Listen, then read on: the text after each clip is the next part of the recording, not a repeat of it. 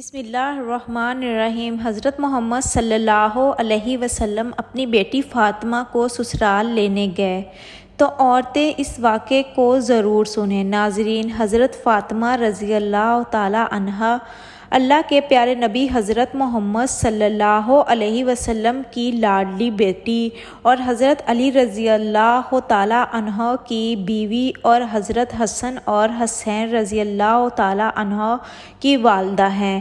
آپ رضی اللہ تعالی عنہ کی تقریباً 20 یا 22 سال کی عمر میں ہی شہادت ہو گئی تھی۔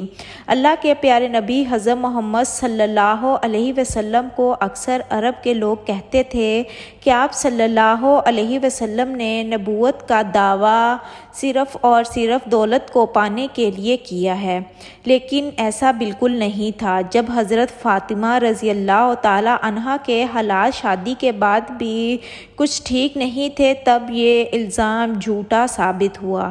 اکثر حضرت فاطمہ رضی اللہ تعالی عنہ کے گھر کی یہ حالت ہوتی کہ ان کے بچے بھوکے ہوتے تو حضرت علی رضی اللہ تعالی عنہ روزانہ فجر کی نماز کے بعد مزدوری کو نکل جایا کرتے تھے۔ مزدوری ملتی تو گھر میں چولہا جلتا، ورنہ فاقہ ہوتا تھا۔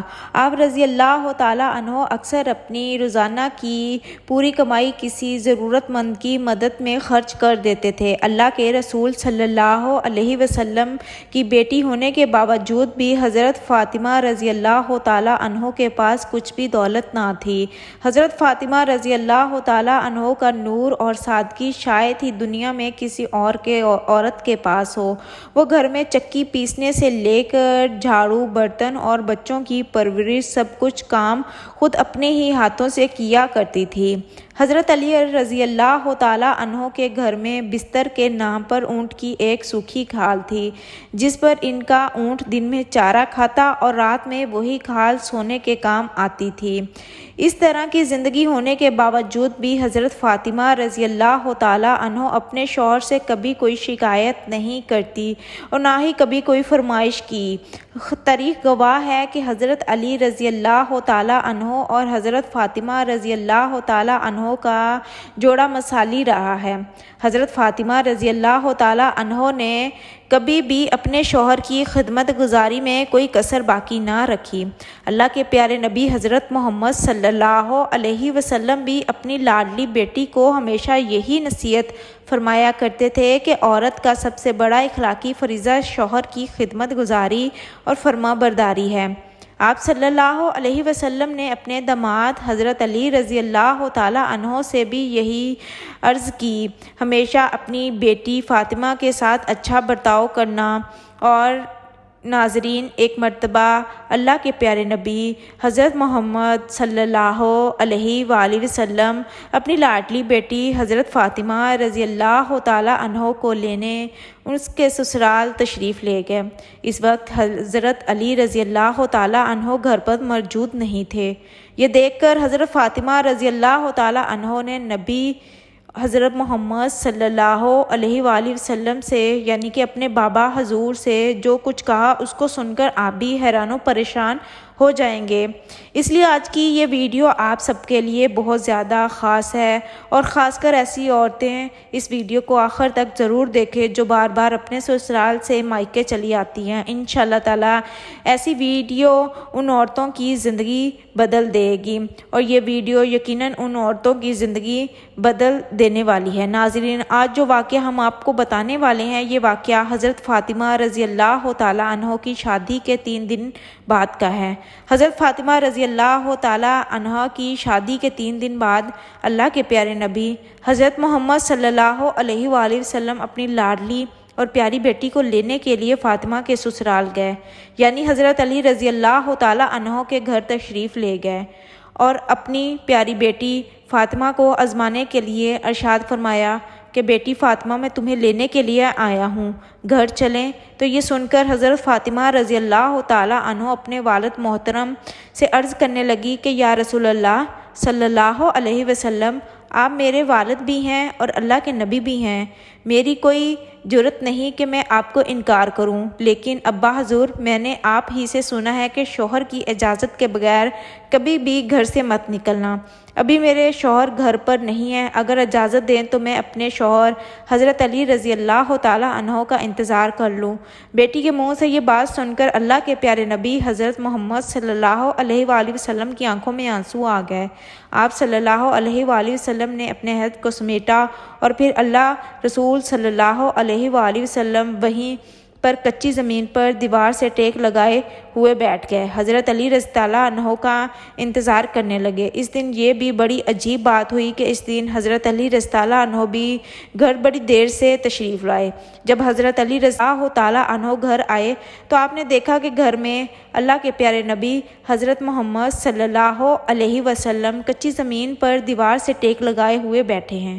یہ دیکھ کر آپ رضی اللہ تعالیٰ عنہ بڑے حیران ہوئے۔ اتنے میں اللہ کے پیارے نبی حضرت محمد صلی اللہ علیہ وآلہ وسلم نے اپنے داماد حضرت علی رضی اللہ تعالیٰ عنہ سے پوچھا، اے علی، اگر اجازت دو تو میں اپنی بیٹی فاطمہ کو گھر لے جاؤں۔ یہ سن کر حضرت علی رضی اللہ تعالیٰ عنہ پھوٹ پھوٹ کر رونے لگے اور عرض کرنے لگے، یا رسول اللہ صلی اللہ علیہ وسلم، میرا رنگ روپ کچھ بھی نہیں، میری آج جتنی بھی عزت ہے وہ سب آپ کے قدموں کی برکت سے ہے۔ یا رسول اللہ صلی اللہ علیہ وسلم، پھر میں آپ کو کیسے اجازت دوں؟ یہ کیسے ہو سکتا ہے؟ کہ یہ سن کر اللہ کے پیارے نبی صلی اللہ علیہ وآلہ وسلم نے ارشاد فرمایا، اے علی، میں نے فاطمہ کو سکھایا ہے کہ کبھی بھی اپنے شوہر کی اجازت کے بغیر گھر سے نہ نکلنا، ہمیشہ اپنے شوہر کی اطاعت کرنا۔ اس لیے فاطمہ کہتی ہے کہ ابا جان، جب تک میں اپنے شوہر سے اجازت طلب نہ کر لوں اور اجازت نہ لے لوں تو گھر سے نہ نکلوں گی اور تب تک میں گھر میں ہی رہوں گی۔ یہ سن کر حضرت علی رضی اللہ عنہ عرض کرنے لگے، یا رسول اللہ صلی اللہ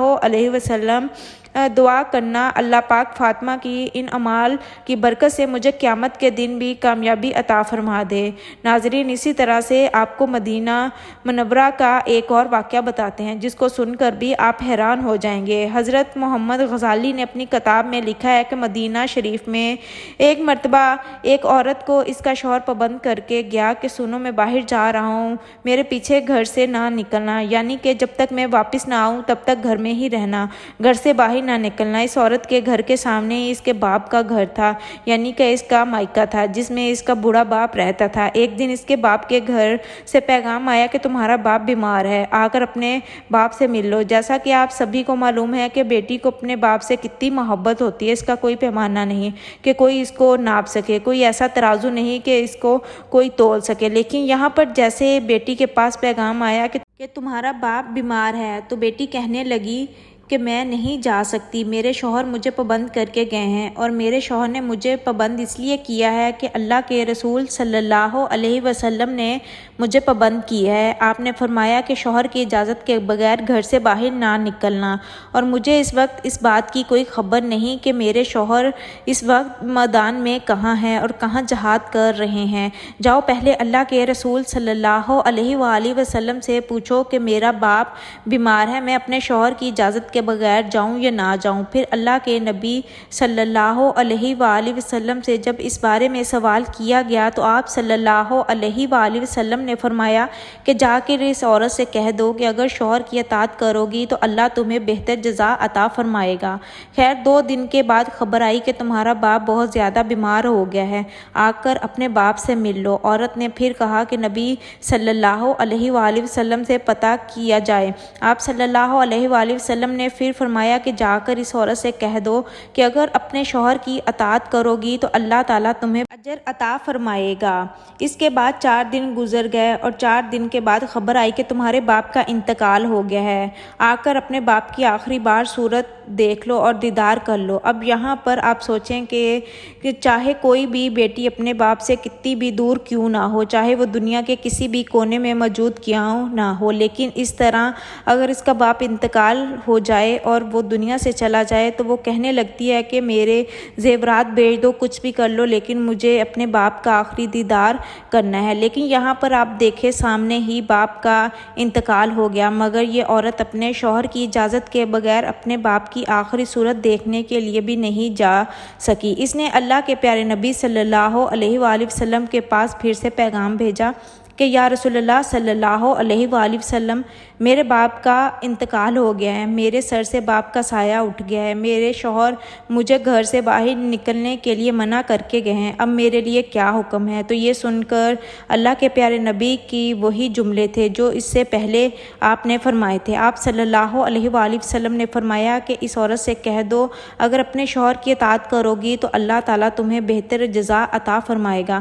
ناظرین، یہ ہے اللہ کے رسولوں کو ماننے والی عورت۔ شوہر کی دوری میں باپ کا انتقال ہو گیا مگر شوہر کی اجازت کے بغیر اپنے باپ کے آخری دیدار کے لیے بھی نہیں گئی۔ اس کے بعد اس عورت کے باپ کو دفن کر دیا گیا۔ پھر 2 دن کے بعد اللہ کے پیارے نبی صلی اللہ علیہ وآلہ وسلم نے فرمایا کہ پتہ کرو اس عورت کو کہ وہ اپنے باپ کی آخری بار صورت دیکھنے کے لیے دیدار کے لیے گئی یا نہیں۔ تو صحابہ اکرام پتہ کر کے آئے اور عرض کرنے لگے، یا رسول اللہ صلی اللہ علیہ وآلہ وسلم، قربان جائیں آپ کے نظام پر، آپ کے فرمان پر، آپ کے جملوں کی تاثیر ایسی ہے کہ وہ عورت آپ کے دین کی پہرے دار بن گئی ہے، وہ اپنے باپ کی آخری صورت دیکھنے کے لیے نہیں گئی۔ یہ سن کر اللہ کے پیارے نبی صلی اللہ علیہ وآلہ وسلم نے اپنے ہاتھ اٹھائے۔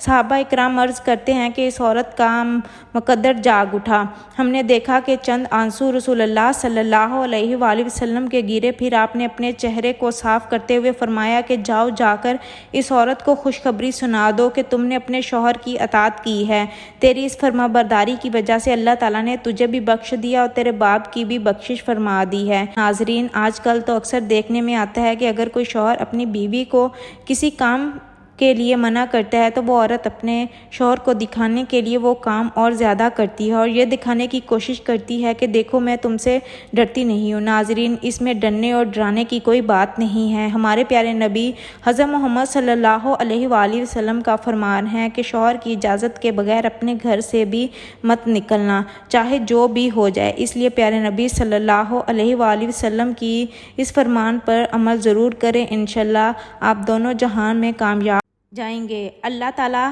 ہمیں دین کی مکمل سمجھ نصیب فرمائے، آمین ثم آمین۔ اگر ویڈیو اچھی لگی ہو تو میرے چینل کو سبسکرائب ضرور کریے گا۔